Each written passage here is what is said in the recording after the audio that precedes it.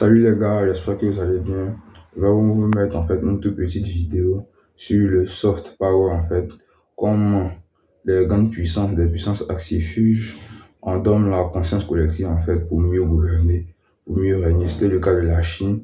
Voilà, suivez cette vidéo, likez, partagez, je serai pas long aujourd'hui. Suivez. Si on enlève la bière et la religion, il n'y a aucun président qui va s'amuser en Afrique parce qu'il va être tué le lendemain s'il s'amuse avec l'argent des gens.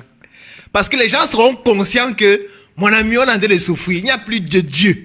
Il n'y a plus de Jésus. Il n'y a pas d'alcool. On est lucide. On n'est plus dans la bière. Tu vois. C'est pour ça que les premières industries qu'on a installées en Afrique étaient les industries brassicoles et les industries de cigarettes parce qu'il fallait noyer l'inconscient. Il fallait noyer la conscience des gens. Parce que c'est ce qui a été utilisé en Chine, ce qu'on a appelé la guerre de l'opium. Il y en a même eu deux. Parce que quand les Occidentaux ont commencé avec la révolution industrielle, ils se déplaçaient avec les nouveaux moyens technologiques qui sont arrivés en Chine. Ils se sont rendus compte que les Chinois sont très avancés technologiquement. Et ils ont compris que les Chinois ont quelque chose qu'eux, ils n'ont pas. C'est que les Chinois ne croient pas en Dieu. Les Chinois avaient basé leur développement sur leur culture. Et pour pouvoir faire en sorte que les Chinois arrêtent de progresser de manière aussi rapide, ils ont fait une guerre aux Chinois qu'on appelait la guerre de l'opium. On utilise des termes barbares pour ne pas expliquer ce que ça veut dire. La guerre de l'opium, ça veut dire qu'on vient chez vous. On se rend compte que vous êtes très intelligent. Pour que vous ne puissiez plus continuer à être très intelligent, on vous vend la drogue.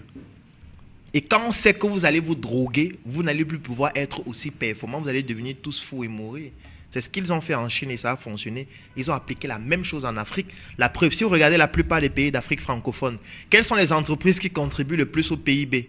Les deux premières en général, vous allez toujours voir une entreprise brassicole.